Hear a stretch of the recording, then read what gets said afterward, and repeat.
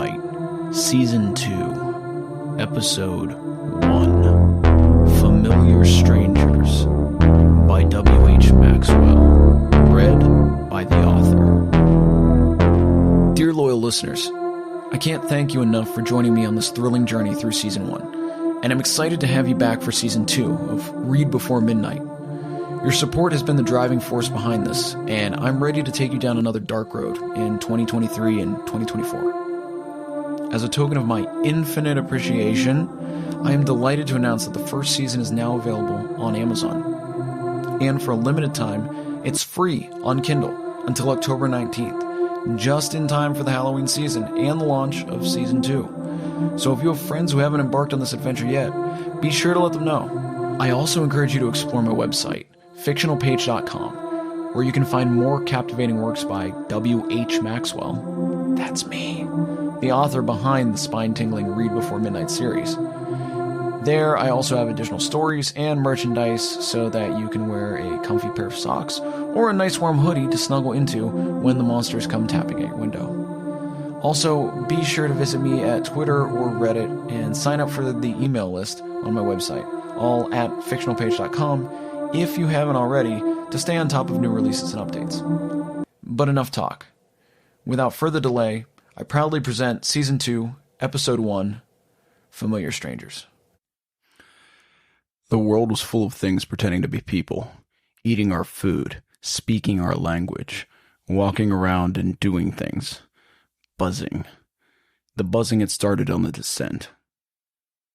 Karla had spent the last hour rubbing at her ears as the plane circled the airport with the patience of a saint, but this was getting ridiculous. Tinnitus? Is that what it was called? The humming in the ears. Meanwhile, the plane continued to circle.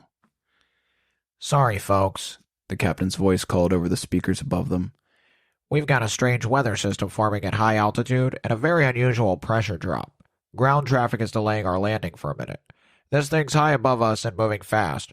Should have us on the ground in no time." Her ears hummed.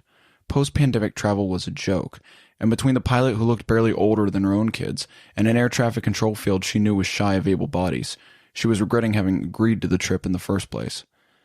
First, it had been Frank and the kids, then her engineering lead, and now the ever-persistent circling of a regional airport that was surely not at capacity. She checked the time on her phone again and sighed. By the time she was landed and outside, purse, handbag, and travel bag in tow, it was dark. She spotted the rideshare line. She had abandoned airport parking after her first Uber trip and never looked back, and made her way to the less crowded side. A cluster of other passengers had meandered directly ahead to the shortest point of contact with the street. But Karla needed to give the guys in California a call about the engineering lead, and took the less crowded side of the street next to two other men who seemed more interested in anything other than her. She used the app to hail a ride, checked the time it would take to get them there, and then called Bob Garrison. "I've got about 2 minutes before my last call of the day. Can we cover it quick?" Bob waded in, not waiting to check the temperature first. This was why Karla liked Bob, and why she thought he was the only valuable addition to the management team, which had otherwise taken the rest-invest route on life. "Won't take that long," she said. "What the hell happened to Jorge?" "He's out sick, right?" Bob said. "You got the email?" "Not until I arrived," Karla said. "And what does it matter? For God's sake, we do these once, twice a year tops, and we've missed the last two." "It's a new world, Karla. People get sick, Bob stopped, correcting himself. "Bob, we're less than 6 months from this thing going off," she carried on. "And I love Jorge, I do, but we cannot fuck this thing up here." "And what do you want me to do? Ask a few questions?" Bob said. Karla paused, eyeing the two men who were standing in the rideshare line with her. They looked to her like a walrus and a giraffe. One was short and wide, wearing a business suit that was stretching around the seams. The other was tall, with a long neck, covered almost to the mouth with a woolly scarf. Something about the two of them must have made her hold her breath a second longer than she should have, because Bob piped back in. "Karla, you there? I gotta run, so tell me, what do you want me to do? Look into it?" "Yeah, sorry," she said. "Everything good with the kids? You doing okay out there?" Genuine concern in his voice. It pissed Karla off. Rebecca's there as backup, so they're fine, she said, firing her voice. Just find out if Jorge can stick with it until post-launch. Is this just a cold, or do we need to start figuring out what to do?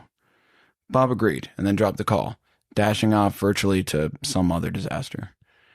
Karla was about to check the app to see how much longer until her ride arrived, when she noticed Walrus and Giraffe again.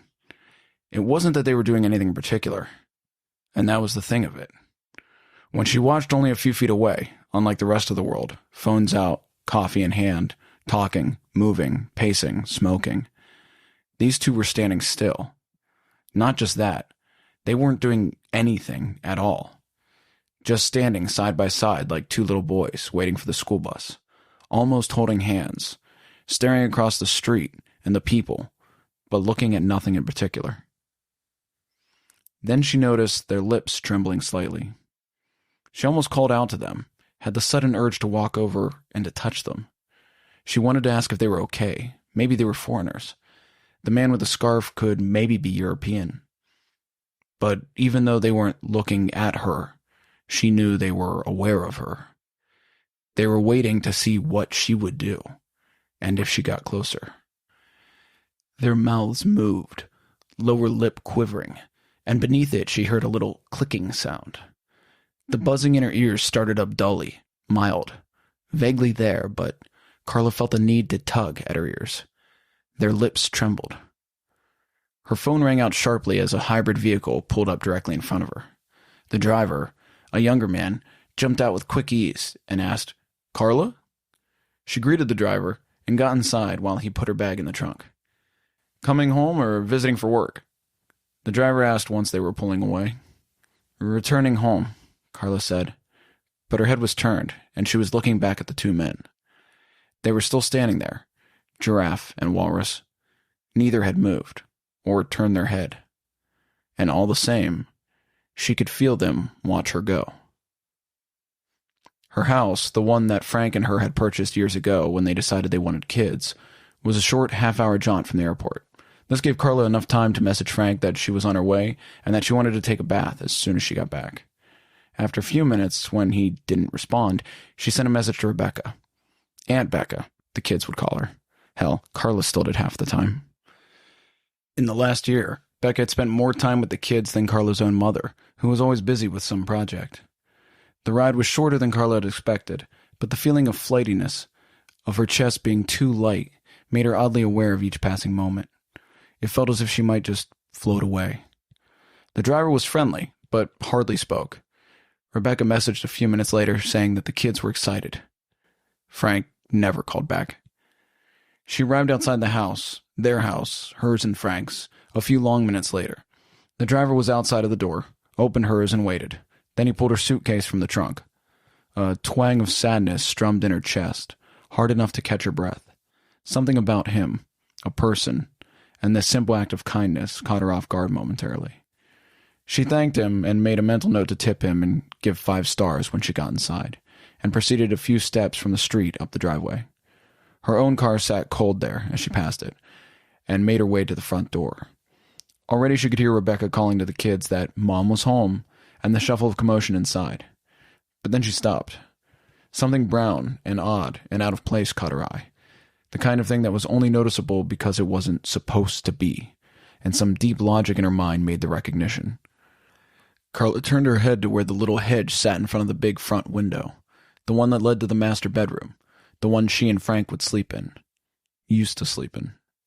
A lump, about the size of a small box, was cast aside carelessly there, and at first, she almost thought that's what it was. A package, tossed too early by some absent-minded and surely rushed delivery man. But the shape was all wrong, and the way it folded up over itself was too natural, in a terrible sort of way. Karla stopped, then put her suitcase down and leaned in for a closer look. It must have flown into the window, she thought, though she'd never heard of one doing that. It didn't look sick or ill. It didn't look like anything was wrong with it at all, except that the owl was dead. It took Karla a minute to regain herself. The thing was so unexpected, and almost beautiful, that she forgot where she was and what she was doing. Then she decided that she would have to come back and remove it later, or tell Frank and wait for him to do it. if it could be bothered these days. By now, she could hear the rumble of footsteps and the shuffle of feet on the far side of the front door, only a few feet away, so she picked her bag back up and walked up to her own front door. Rebecca was somewhere a little further back on the other side, telling someone, the kids, to wait a minute, and giggles just beyond. Karla was reaching for her purse to grab her keys, like she always would, when she remembered she had given them to Rebecca. Frank had the only others set, and she had left those here too. Now she was stuck outside her own home, like a stranger, waiting for the door to open. She thought of knocking, but just raising her hand felt awkward. Suddenly, she heard the buzzing in her ears pick up. It had almost been gone, little more than a dull humming background, but now it was getting louder. Someone was watching her. She felt all at once and with absolute certainty. Turning around, Karla looked across and down the street. How stupid did she look out here? Her suitcase in one arm, purse in the other, standing on her own front doorstep. The street was empty except for the parked cars. The houses of the neighborhood stared back, shuttered eyes and front door mouths, each its own little member of the audience. A curtain moved in one of the windows a few houses down, on the second floor. "Mommy!" shouted a voice from behind her, and then another. 4 tiny arms were trapping her now, wrapping themselves tightly around her legs so that she threatened to fall over. "Hey, my little bugs," Karla said, bending down and giving them both a hug. Molly was 6, and she had soft purple glasses that the doctor said may help her stigmatism over time. Karla doubted it, but they made her look like a little space alien with her eyes magnified twice their size. Thomas was 4, and looked like a miniature version of Frank. Karla turned back to the door and saw Rebecca standing there. Frank hadn't bothered, she supposed, to come up. He must have noticed with all the noise. "Everything good?" Rebecca asked, and something must have shown in Karla's face. The buzzing was making her ears itch, and she stretched her jaw. "All good," she called back, arms still wrapped around the 2 children, almost trying to climb her. Tommy was holding to one leg and smooched her leg repeatedly while Molly bounced up and down. Okay, guys," she smiled and forced out a little laugh. The buzzing in her ears was growing, and she wanted to rub at them. Karla felt hot all at once, like a flush had risen up to her face, and Tommy and Molly felt like they were pressing too tightly against her. Her sense of balance was tilting again, and she dropped her purse as Molly tugged on her arm. Her makeup and phone and hairbrush and her wallet and some mints and everything else she kept in there tumbled out along the walkway. Molly barely noticed, jumping up and down on her phone like it was a trampoline. "Hey guys," Rebecca had started, still smiling. "Give Mommy a minute." "Will you just stop?" Karla snapped. "Just fucking stop for a minute, okay?" They did, the kids standing still suddenly, and look of shocked hurt covering Molly's face. Big eyes suddenly bubbling. Karla bent down to pick up her things, scooping them back into her purse. "Can I just get a minute to get inside?" she said, hands still working. She didn't look up. "Just a minute, okay? I just got home." No one said anything for a moment. Then Rebecca said, "Come on, guys. Let's get inside and give Mommy a minute." Thomas ran forward back inside, but Molly still stood, unmoving. Little streams came down her eyes as Karla stood back up. There was a clicking from somewhere behind her, but Karla ignored it. The look on Molly's face bringing a wave of shame and regret, like a rain-soaked and molded towel. "I'm sorry, Bug," Karla said, pulling her purse back around and hugging the little girl. I'm sorry. I just got mad. That's not okay. Karla over the little girl's shoulder, tiny head pressed against her, and saw Rebecca watching her.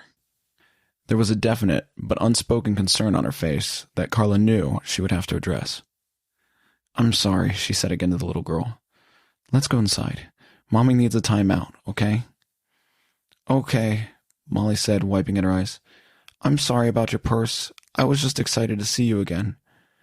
"I know," Karla said, a pang of guilt. "I just missed you, Mommy." "Seriously, are you doing okay with everything?" Rebecca said in the kitchen a few moments later. She had set the kids up on a Disney movie. From the direction of the living room, Karla could hear just above the soft droning in her ears, a song breaking out, the words of which she knew by heart many times over. Karla sighed, exasperated. Tired from traveling, but more than that, frustrated. Frustrated that she now had to explain to her friend, prove almost, that she was fine, that she was a good mother, and that she was just an out-of-character, momentary loss of her cool. Karla was frustrated with herself, too, that she had actually lost her temper like that. And she was frustrated with Frank, who was still downstairs, oblivious with everything, and leaving her to deal with it as usual. She had, while Rebecca was setting up the kids, gone over to the basement door and called down to him. His office was located down there at the end of the hall, furnished and carpeted to be a real second floor for the family. With the door closed, it was hard to hear inside the office, and she thought she heard voices, which means he might have been on a call. But that was 10 minutes ago, and she hadn't seen him in days. And what call was that important? Karla thought briefly, as she had many times before, that maybe he was having an affair. "Karla, I mean it. Are you doing okay?" Rebecca said again. This time more concern had settled on her face. "I'm fine, Becca. Just tired," Karla said. "I'm okay. It's been a long day, that's all. My engineer never showed up, and my plane took forever to land, and it was just a lot." Rebecca frowned a little and nodded. "I understand, Karla," she said after a moment. "I really do, but you know you don't have to do it alone." Karla rubbed at her ears, scoffing. "Yeah, I do know, but..." She thought about saying something then, making a remark about Frank, how she shouldn't be doing it alone. "But what, babe?" Rebecca said after a moment. "Nothing," Karla said. "Ever since the flight during the descent, my ears have been killing me. It's that hum, what's it called?" Karla snapped her fingers, trying to summon the word like a trained animal. "Tinnitus," Rebecca offered after a moment. "Like something is whistling right next to you?" "Tinnitus, yes, thank you," Karla said. "Almost like that, but almost more like a humming or clicking. More than that, though, I'm just drained. The different time zones, the different meetings, Jorge not showing up at the last minute. It's a relief to be home." "Well, the kids are happy to see you," she said. "Molly drew some pictures of you, and Tommy constantly asks for you." She did a little impersonation of a wide face, looking upward. "Where's Mom? Where's Mom? Where's Mom? Mom? Mom? Mommy? Mom?" They both laughed. It was actually a pretty spot-on impression of her son. He was at that age now, and Rebecca had him down pat. Rebecca finished smiling. "But we had a good time. It was fun, and I'm always happy to spend time with them." Karla gave her friend a long look then. She and Rebecca had been friends since college, and while Karla had many friends and colleagues in her life, Rebecca was the only one who stuck around all those years. She felt grateful for her suddenly, her emotions rising up like a shifting tide. "Oh, honey," Rebecca said, closing the space between them and embracing her tightly. "Everything's going to be okay. It will be." "I know," Karla said, letting out a deep breath, smelling the fabric softener in Rebecca's shirt. "I'm just tired, and I'm so thankful to have you as a friend. That's all." Karla straightened out. "Besides, the kids love you so much." "You know that. I'm sure they were both happy for the time." Rebecca perked up. "Oh, I almost forgot the book." "Book?" Karla asked. "The one you asked for the other week," Rebecca said. "I left it upstairs on your bed." "What do you mean?" Karla asked, smiling now, half thinking this might be a little game or surprise of Rebecca's. "The one you asked me for," she said, smiling back. "Remember? Maybe a week, 2 weeks ago, I told you about it and you said to bring it over? The one by the English guy?" Karla didn't remember, but she also didn't want to offend her friend, and she probably had asked for the book and been thinking of something else at the moment. Or just forgot. "Oh, right," she said instead, putting it to rest. "Well, anyways, it's upstairs," Rebecca said. "Let me know if..." There was a cry from Molly in the other room, and the sound of something falling against the hardwood. A second later, the two of them came around the corner, Molly holding the side of her head, and Tommy following sheepishly behind with the remote in his hand. His sister was pointing at him and crying back at Rebecca and Karla, clearly saying something Tommy had done, had hit her. The little girl's mouth moved, and Karla saw it happen, but Karla couldn't hear it. Rebecca said something back and leaned in, crouching down toward both of them comfortingly. The buzzing in Karla's ear was all-encompassing. A high-pitched, whizzing hum that droned like a million angry bees. Karla watched as Rebecca turned back toward her, saying something. Karla watched through her own eyes, feeling her jaw move and throat tighten and relax. She watched herself respond, lived it, watched Rebecca nod and smile and turn back to Molly and Tommy. But she didn't hear any of it. The kids went down after Rebecca left without much fuss. Both of them were exhausted, and Karla could tell Rebecca had let them both stay up while she was away. But she bathed them, got them